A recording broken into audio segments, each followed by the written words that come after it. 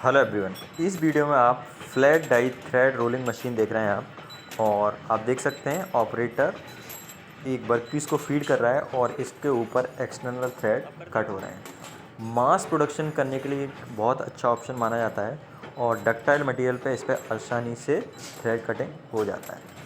अब देखिए ये थ्रेड कट हो चुका है और यहाँ पे बेसिकली दो डाई होती हैं, फ्लैट डाई।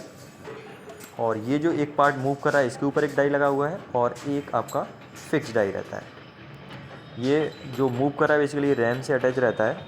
तो जैसे ही आपका रैम मूव करता है तो आपका डाई भी आगे पीछे मूव करता है और इससे आपका वर्क पीस रोल होता है। और रोल होने के साथ डाई के जो इम्प्रेशंस होते हैं, थ्रेड कटे होते हैं, वो इसके ऊपर वर्क पीस पे थ्रेड कट जाते हैं। और ये आप मूवमेंट देख सकते हैं। और इसमें आपको कोई मटेरियल कट नहीं करना पड़ता है। इसमें बेसिकली कोल्ड फॉर्मिंग प्रोसेस के थ्रू ये सारी चीज़ें हो रही हैं। ये इस तरफ वाला फिक्स डाई है और इन दोनों के बीच में ही आपका रोल होके वर्कपीस के ऊपर थ्रेड कट जाता है। ये दूसरी तरफ से आप देख सकते हैं, यहाँ पे ये बेसिकली रैम है। रैम आगे पीछे मूव कर रहा है और इससे आपका जो मूविंग डाई है वो अटैच रहता है और रैम आपका कनेक्टिंग रॉड से अटैच है।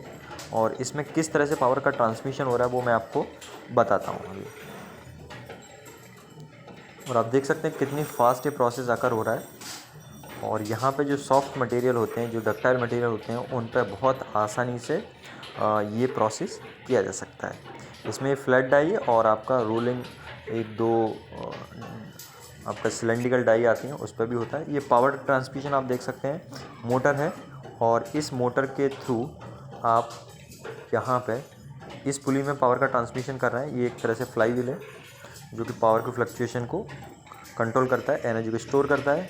और यहाँ से फिर आप देखिए एक छोटे गियर में, अभी मैं आपको दिखाता हूँ। बेसिकली आपका जो रैम है वो स्लो स्पीड से मूव करना चाहिए, मोटर हाई स्पीड से मूव कर रही है। तो आरपीएम का रिडक्शन करने के लिए आपने क्या लगाया हुआ है, यहाँ पे आप देखेंगे तो ये जो पावर है यहाँ से फ्लाई व्हील के थ्रू आगे जा रहा है और आगे इसी फ्लाई व्हील वाली शाफ्ट है, इस शाफ्ट के ऊपर ये देखिए एक छोटा गियर लगा हुआ है।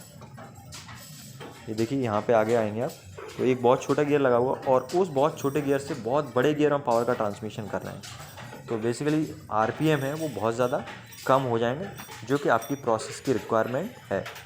फिर वहाँ से आपका क्रैंक घूम रहा है और कनेक्टिंग रॉड, फिर रैम आपका रेसिप्रोकेट होता है, आगे पीछे मूव करता है और जिससे आपका पूरा प्रोसेस हो रहा है। और ये ग्रेविटी की वजह से ऑटोमेटिकली वर्कपीस नीचे की तरफ जाता है।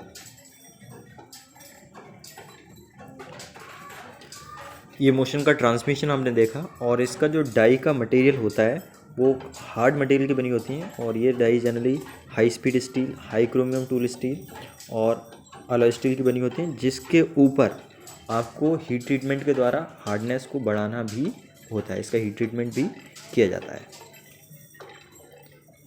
ये पूरा प्रोसेस आप होते हुए देख रहे हैं किस तरह से ऑपरेटर वर्कपीस को फीड कर रहा है और फीड करने के बाद वर्कपीस के ऊपर प्रेशर भी पड़ रहा है और रोल भी हो रहा है।